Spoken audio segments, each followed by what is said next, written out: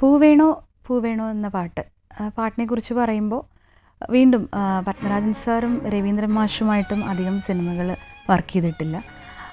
ഈ പാട്ട് ചിത്ര ചേച്ചിയാണ് പാടിയത്. മാഷിൻ്റെ ഒരു വളരെ എന്താ പറയുക, ഒരു പെക്യുലിയർ സോങ് തന്നെയാണ് ഈ പാട്ട്. മാഷ് ശുദ്ധസാവേരി രാഗത്തിലാണിത് കമ്പോസ് ചെയ്തിരിക്കുന്നത്. ഒരുപാട് പാട്ടുകൾ രവീന്ദ്രൻ മാഷിൻ്റെ ഉണ്ട് ഈ രാഗത്തിൽ.